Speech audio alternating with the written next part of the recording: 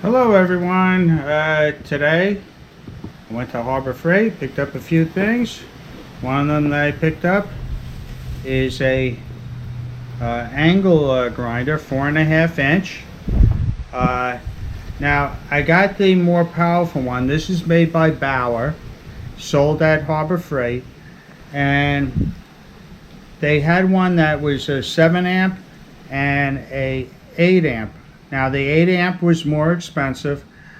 I bought the 8 amp because not only because of the power, but it has a paddle switch, and the other one had a sliding switch, which is a little bit less convenient than a paddle switch. That's why I got this one. Now what I'll do is I bought some wheels to go with the grinding wheels, and I'm gonna put one on. I'll show you how that's done, but let me unbox it and I'll get back to you. It comes with an instruction book. The model number is 1966E-B. Okay, 4.5 inch paddle grinder, angle grinder. I was taking a look at this. Now in the instruction book they make no mention of what this is, and what that usually is a lock for locking the mechanism into place to be constantly on. Now they may have disconnected this because I don't see it working, but it may work if it's plugged in, so I have to check that out too. Now one of the things that it comes with is a shield for your, so it doesn't fly off in your face, the material that you're cutting, or if the wheel breaks, which it can happen. Now it's a fast disconnect, plus it can be adjusted left and right, pretty much. Okay, so you lock it down with this handle right here. You lock it down. Now if it's too tight, what you can do is adjust that screw, nut. So let me just open this up one more time. One of the things that I failed to mention is it has this little notch at the bottom, and it has a thing that goes in the notch, a little nib. So you have to line that up. You line it up and push it in all the way. Okay, push that down all the way, and then it's into place.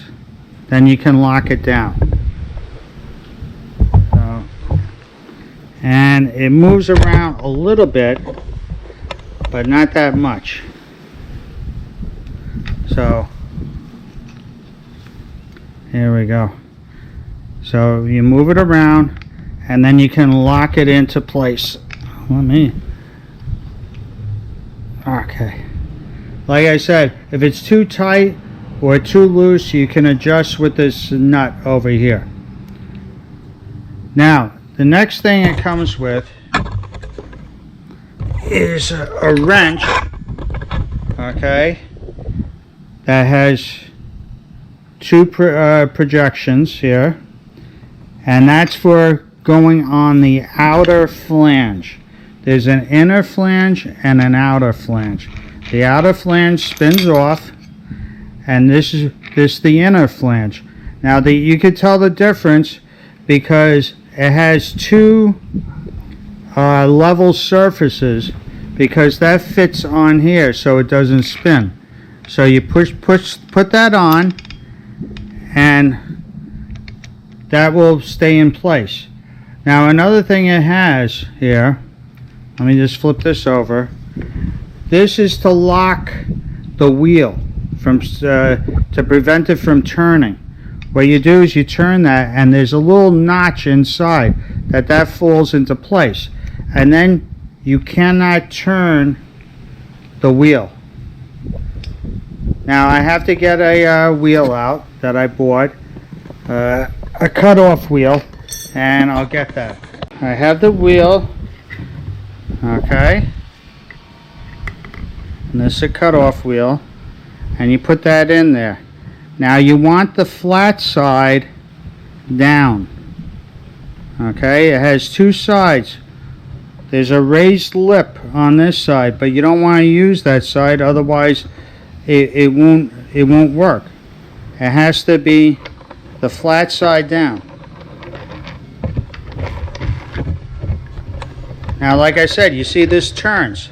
Now you don't want it to turn when you're tightening it down. So, like I said, you get that little, and then you take the spanner wrench, and turn it and tighten it down. That's it. Now it does come with a side handle also. It's ambidextrous, so you can put it on this side, okay, it goes in the hole here, or on the other side, depending on which you're more comfortable with. So I'm just going to put that in there. Now you don't have to use this if you don't want to. It's to give you more stability, but if you want to get in there and you don't need it, you don't have to use it. So anyway, I'm going to turn it on. I'll show you how I do that, and we'll test it out. Alright, so I'm on the side of the house. I've been doing a project here. I took the fascia off the side. I'm replacing it. Some of it was in pretty bad shape, so I decided to do the whole thing. It's a big job, and I do have some nails that are protruding. I'm going to cut those off, and the reason why I'm going to cut them off is because it would be impossible for me really to get it back in. Now when I have I'm going to be having the roof redone. I'm not going to do that myself, but when the roof is done, then I'll throw some nails along the edge to hold it in place. So what I'm going to do is I'm going to try it out.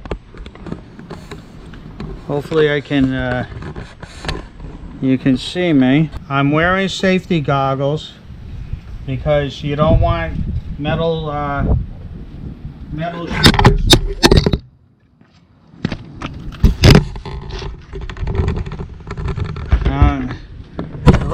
Looks like I'm not going to have to video that, but what I'll do is I'll tell you how it works, okay? You'll have to take my word for it. So just stand by. So I've been cutting off the nails, and it's been working great. No complaints about the usage or anything.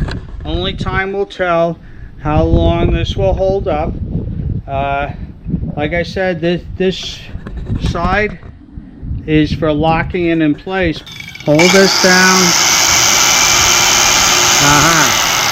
Okay. What you have to do is you put it on first, push it down, hold the button down, and then release it back up.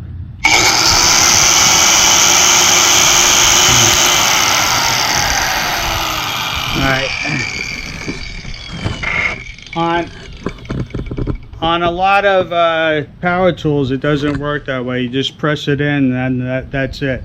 This one is a little trickier to use than others. So far, it works great. I have no complaints about it. I'll give it a 5 stars for now. But who knows, maybe down the road, after I used it a bit, maybe it's not going to be so good. That's the way it is sometimes with these tools. Anyway, everyone have a good day. Please click like, subscribe, share, comment down below. Have a good day, everyone.